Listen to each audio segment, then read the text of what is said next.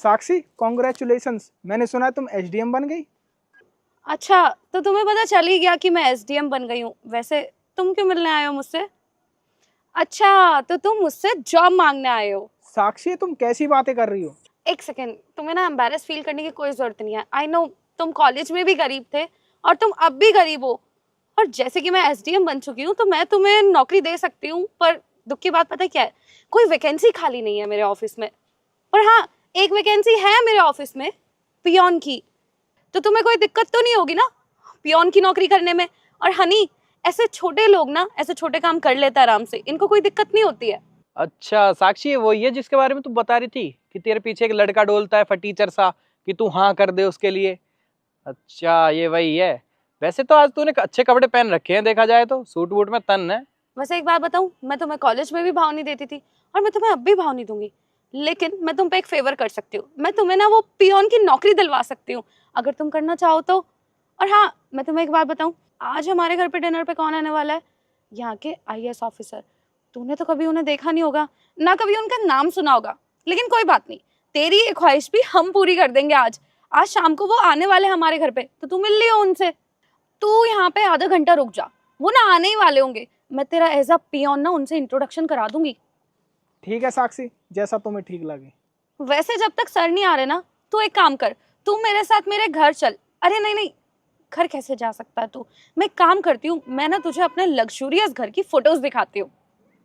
Honey, phone दियो जरा। अच्छा हाँ, ये लो। ये देख, ये मेरा लग्जरी घर है।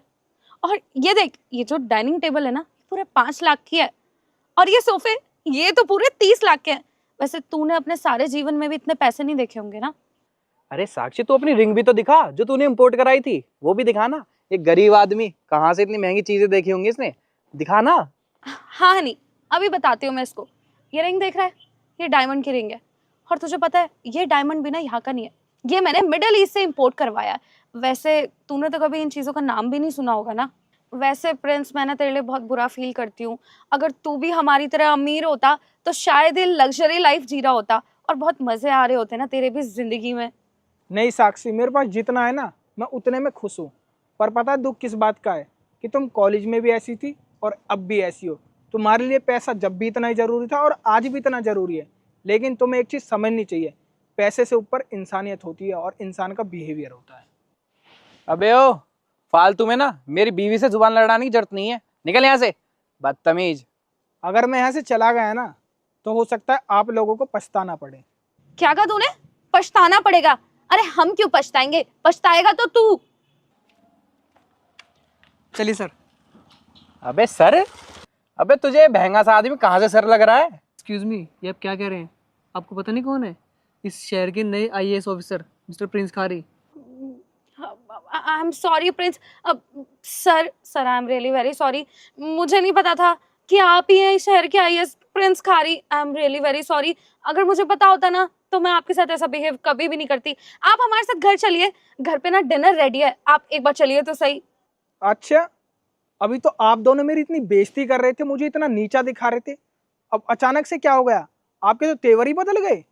अरे आप लोग तो कॉलेज के दोस्त हो, ये तो बस जस्ट आपसे मजाक कर रही थी, इसकी तो आदत है मजाक करने की। इतने दिन बाद मिले हो ना आप इसकी बात का बुरा मत मानना। सर आपको तो पता है ना कि मेरी कॉलेज से कितनी मजाक करने की आदत है, आप प्लीज बुरा मत मानिए और आप हमारे साथ चलिए, भूल जाइए ये सब जो भी हुआ। हाँ हाँ, मुझे अच्छे से पता है कि तुम्हारी क्या आदत है क्या नहीं, और ये हंसी मजाक होता है। बस ये सब चीज़ छोड़ो, तुम्हें शर्म नहीं आती ये सब काम करते हुए? ये जो तुम कर रही हो, इतनी महंगी तुम मुझे अंगूठी दिखा रही थी और तुमने अपने घर पे इतना महंगा महंगा फर्नीचर सोफा वगैरह लगवाया हुआ है, ये पैसे कहाँ से आए तुम समझती हो? मुझे पता नहीं है। ये सब आए करप्शन से। तुम्हें लगता है करप्शन सही है? तुम इतनी बड़ी ऑफिसर बन चुकी हो, मेहनत करके बनी होगी, पढ़ाई करी होगी, इस सब काम के लिए बनी हो ऑफिसर।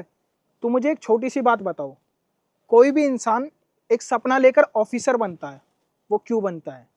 बचपन में अगर बच्चा भी सोचता है ना कि मैं ऑफिसर बनूंगा, तो हमेशा ये सोचता है कि मैं देश की सेवा करूंगा, देश को आगे पहुंचाऊंगा। और तुम ऐसे देश को आगे पहुंचा रही हो रिश्वत लेकर।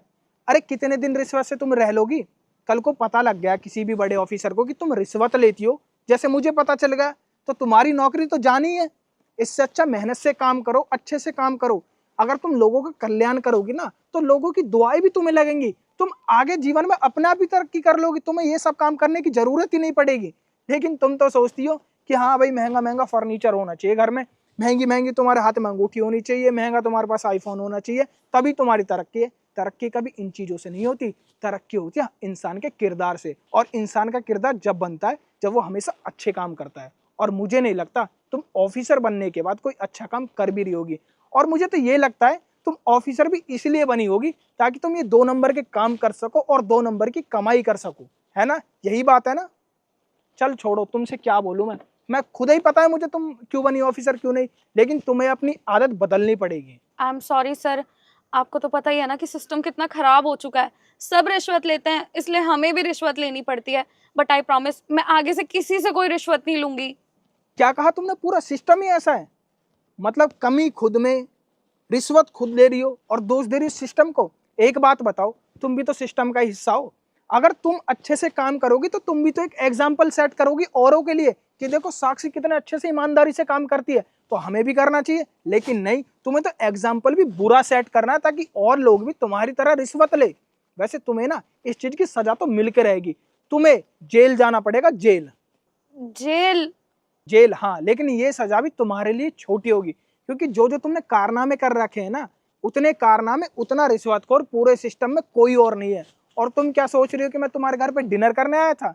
नहीं, मुझे पता था तुम कैसे काम करती हो।